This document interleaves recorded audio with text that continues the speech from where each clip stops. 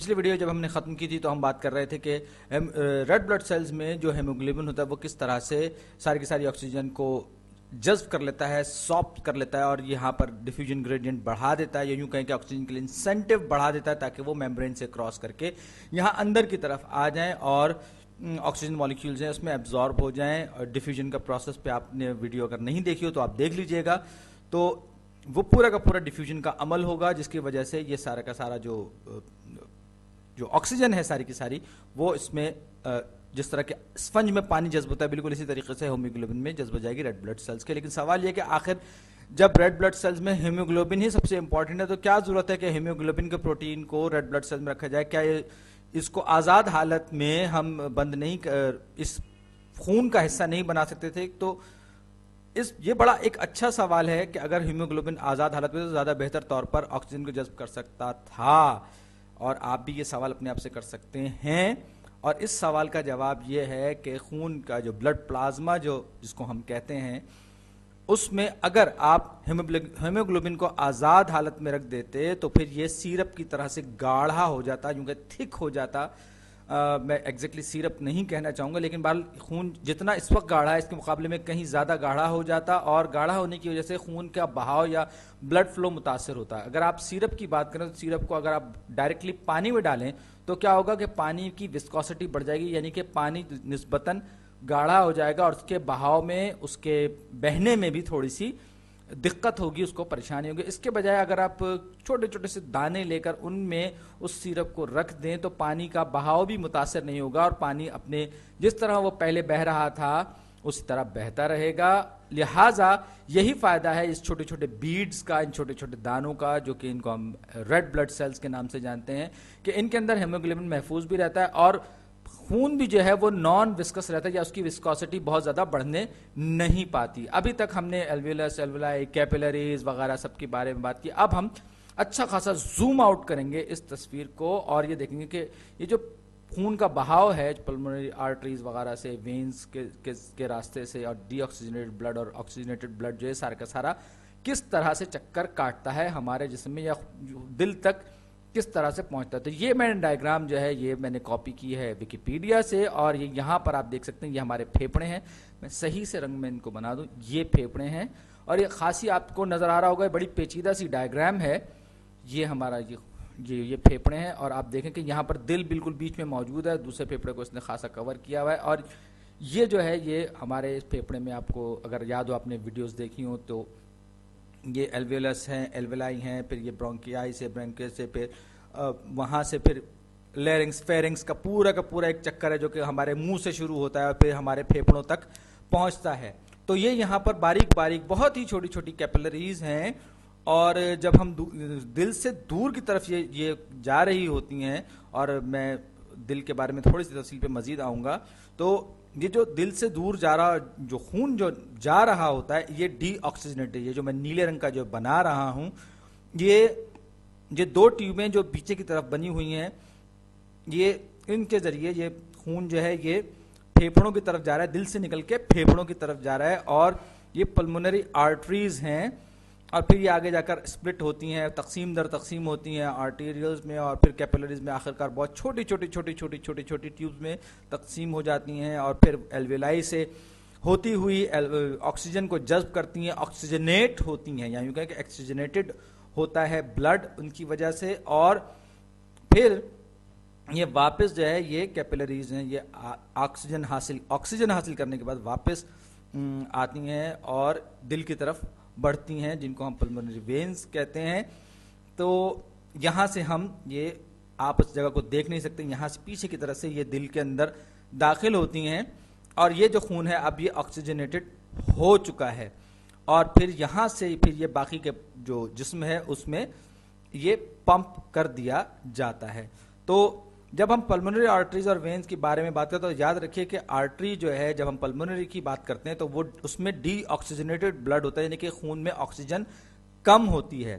اور جب دل کی طرف جاتے ہیں، پھیپھڑوں کی طرف سے دل کی طرف جاتے ہیں تو پھر وہ پلمونری وینز ہوتی ہیں. میں لکھ دیتا ہوں آپ کی سہولت کے لیے، پلمونری کا لفظ جہاں کہیں پر بھی آئے گا اور ہم جب کہیں گے پلمونری آرٹریز تو پلمونری آرٹریز جو ہے اس میں नो नहीं लिखना चाह रहा था मैं, डी ऑक्सीजनेटेड, यानी खून जो होता है डी ऑक्सीजनेटेड होता है, यानी उस खून में ऑक्सीजन बहुत कम रह चुकी होती है। जबकि वेन, जब हम पल्मोनरी वेन्स की बात करते हैं तो पल्मोनरी वेन्स जो कि दिल की तरफ जा रही होती हैं उनमें ऑक्सीजन ज्यादा होती है, या खून जो है वो ऑक्सीजनेटेड होता है। ये पूरा का पूरा जो सर्कुलेशन पैटर्न है, आप बुनियादी तौर पर दिल जो है 3 डायमेंशनल स्ट्रक्चर रखता है, तो इसको 2 डायमेंशनल में समझाना थोड़ा सा मुश्किल है, लेकिन ये बात जहन में रहे कि ये जो वेंट्रिकल है ये हमारा इसमें दिल का, ये जो मैं बना रहा हूँ ये इस बंदे का के लेफ्ट हैंड साइड है, ये आप इसको लेफ्ट और राइट को, ये लेफ्ट, ये इसकी राइट हैंड साइड है और ये लेफ्ट हैंड साइड है। हम ये क्योंकि ये शख्स हमारी तरफ देख रहा है,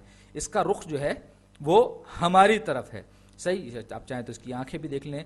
तो ये जो है इसका जो राइट वेंट्रिकल है, डीऑक्सीजनेटेड ब्लड जो है पहले इसमें दाखिल होता है, यहाँ पर इसके दिल के अंदर दाखिल होता है, और फिर ये जो पाइप हैं, ये जो नीचे से जो आपको नीले रंग के पाइप नजर आ, इनको इंफीरियर वेना कैवा कहते हैं। ये जो बड़ा सारा पाइप है, यानी कि ये जिस्म के निचले हिस्से या निचले धड़ से दिल की तरफ आ रहा है, जबकि ऊपर से जो आर्टरीज आ रही हैं, जो दोनों की दोनों एट्रियम में आकर मिल रही हैं, उनको हम सुपीरियर वेना कैवा कहते हैं। तो ये जो हिस्सा है इसको हम कहते हैं राइट एट्रियम। यहां पर आकर खून जो है दिल में ऊपर और नीचे से दोनों तरफ से आकर दाखिल होता है। नीचे वेना, इंफीरियर वेना कैवा जो है वो नीचे के धड़ से आती है, और सुपीरियर वेना कैवा जो है वो ऊपर की तरफ से आती है। और हमारे धड़ के जो बाइसेप्स और मुख्तलिफ जो हिस्से हैं हमारे जिस्म के, उनसे ये वेन्स जो होती हैं ये डीऑक्सीजनेटेड ब्लड इकट्ठा करती हैं। फिर ये वहां से पैसिवली, याद रखिए एट्रियम खुद नहीं सुकड़ता, लेकिन जब ये वेंट्रिकल जब सुकड़ता है और खून को आगे पंप करता है तो पीछे वाले खून के लिए जगह बन जाती है। तो लिहाजा क्या होता है कि ये मजीद खून के लिए जब ये खुलता है तो इस जगह बन जाती है, तो ये एक वॉल सा होता है, तो खून जो है वेन से आने वाला ये इसके अंदर दाखिल हो जाता है। तो ये भी वेन है, ये एक वेन मैं गलत लिख रहा हूँ, वेन है, वेन, ये इंफीरियर वेना कैवा जो कि एक वेन है, और सुपीरियर वेना कैवा ऊपर से आने वाली है।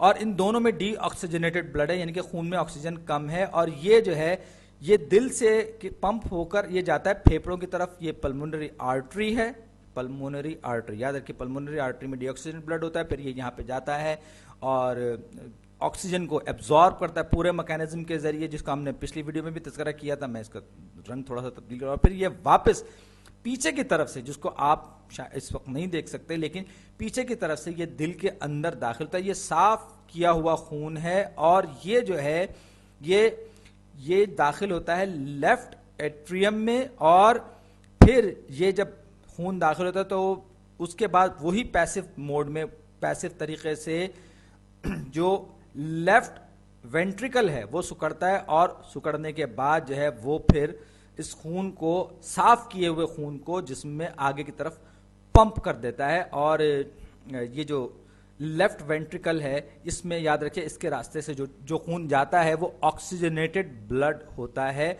नॉन पल्मोनरी आर्टरीज के जरिए ये ब्लड जो है पूरे जिस्म में सप्लाई होता है। ये मैं नॉन ब्लू कलर से दिखा दूं, ये जो ब्लड है ये वेंट्रिकल सुकड़ेगा, और इसके रास्ते ये खून जो है ये इन लाल रंग की जो आपको शरियाने या रगें नजर आ रही हैं इनमें जाएगा। तो अब जरा देखते हैं दिल की जरा डिटेल्ड डायग्राम। ये देखिए इसमें बाकायदा लेबल भी हुआ है, मैं मजीद लेबल कर दूं इसको।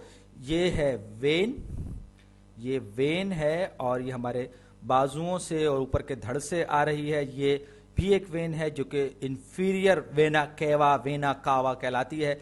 ये हमारे राइट एट्रियम में एक ऊपर से आ रही है और एक नीचे से आ रही है, और दोनों की दोनों आकर राइट एट्रियम में मिल रही हैं। और यहाँ पे आप देख सकते हैं कि बीच में एक वॉल सा लगा हुआ है। ये ब्लड जो है ये दोनों तरफ से आके अब यहाँ पर इसमें ऑक्सीजन कम है या नहीं है। और फिर जब ये, जैसे मैंने कहा था कि ये जब राइट वेंट्रिकल सुकड़ेगा और खून को आगे पंप करेगा और दोबारा जब फैलेगा तो फिर ये राइट एट्रियम में जमा होने वाला खून अपने अंदर सक कर लेगा। और आप देख सकते हैं बीच में एक वॉल सा लगा हुआ है। तो ये जो खून है ये यहाँ पर ये इसमें एंटर होगा, और ये डी ऑक्सीजनेटेड ब्लड है, याद रखें। अब ये जो डी ऑक्सीजनेटेड ब्लड है ये जाएगा, कहाँ जाएगा? ये जाएगा फेफड़ों में। اور یہ جو ہے جو جس رگ کے ذریعے جا رہا ہے اس کو ہم پلمونری کیا کہیں گے؟ پلمونری آرٹری کہیں گے. پلمونری آرٹری، میں غلط لکھنے جا رہا تھا، پلمونری آرٹری کہلائے گی. یاد رکھیے دل سے دور جا رہی ہے اور اس میں ڈی آکسیجنیٹڈ بلڈ ہوگا، یعنی اس میں جو خون موجود ہے اس میں آکسیجن بہت کم ہوگی. اب ایک بار پھر یہ الویولائی سے رگڑ کھائے گا، آکسیجن کو ایبزارب کرے گا، پورا پھیپھڑوں کا پورا لنگز کا میکینزم ہے، پھر یہ کنورٹ ہوگا، آکسیجنیٹڈ بلڈ ہوگا، اور اب یہ جو ہے پلمونری وین بن جائے گی، وین کہلائے گی، پلمونری وین کہلائے گی، اور اس میں آکسیجنیٹڈ بلڈ ہے پلمونری وین میں. اور یہ کیونکہ خون جو ہے پھیپھڑوں کے میں جانے کے دوران اس نے آکسیجن جذب کر لیا اور اب یہ آکسیجنیٹڈ بلڈ ہو گئے، یعنی کہ اس خون میں آکسیجن کانٹینٹ بڑھ گیا ہے. اب یہ آئے گا خون لیفٹ ایٹریم میں انٹر ہوگا. لیفٹ ایٹریم میں انٹر ہونے کے بعد وہی میکینزم، پمپنگ کا میکینزم جو کہ رائٹ ایٹریم اور رائٹ وینٹریکل میں ہوا تھا، وہی سب کا سب ہوگا. پیسو موڈ میں یہ لیفٹ وینٹریکل میں انٹر ہوگا، لیفٹ وینٹریکل سکڑے گا، اس خون کو پمپ کرے گا اور یہ پمپ کر کے داخل ہوگا کہاں پر؟ یہ اس وال کے ذریعے یہ داخل ہوگا ایورٹا میں. ایورٹا یہ بھی ایک آرٹری ہے جس کو ہم نے نام دیا، یہ بھی ایک آرٹری ہے. یاد رکھیے کہ آرٹری وہ چیز ہوتی ہے جو کہ دل سے دور کی طرف جا رہی ہو. پلمونری آرٹری میں خاص بات یہ ہے کہ اس میں ڈی آکسیجنیٹڈ بلڈ ہوتا ہے، باقی آرٹریز جو ہوتی ہیں ان میں آکسیجنیٹڈ بلڈ ہوتا ہے. پلمونری وین جو ہے اس میں آکسیجنیٹڈ بلڈ ہوتا ہے، یہ بس ذہن میں رکھیے گا. تو اب یہ جو ایورٹا ہے یہ بھی ایک آرٹری ہے، نان پلمونری آرٹری ہے، اور اس میں جو خون ہے وہ آکسیجنیٹڈ ہے، یعنی کہ اس میں جو بلڈ ہے وہ آکسیجنیٹڈ ہے. اور اب کیونکہ ہم نان پلمونری آرٹری سے بات کریں تو اس میں سارا کا سارا جو خون ہے آکسیجنیٹڈ ہے، اور اب یہ باقی کے جسم کو سپلائی ہوگا. پلمونری وین کا میں پھر بتا دوں کہ یہ بالکل مختلف ہوتا ہے وین اور آرٹری کا. پلمونری کی جب ہم بات کرتے ہیں کیونکہ اس میں پلمونری آرٹری میں oxygenated blood deoxygenated blood ہوتا ہے اور پلمونری وین میں آکسیجنیٹڈ بلڈ ہوتا ہے. اب ہم چلتے ہیں واپس اس پورے چکر یا چکر ویو کو دیکھنے کے بعد آپ دیکھتے ہیں کہ یہ آپ کو اب یہ جو باتیں ہیں پوری کی پوری یہ سمجھ میں آ رہی ہیں، اور آپ چاہیں تو اس ڈائیگرام کو جو کہ لیبلڈ ڈائیگرام ہے ویکیپیڈیا پر بڑی تفصیلی ڈائیگرام ہے، اس کو آپ چاہیں تو ویکیپیڈیا پہ خود بھی دیکھ سکتے ہیں.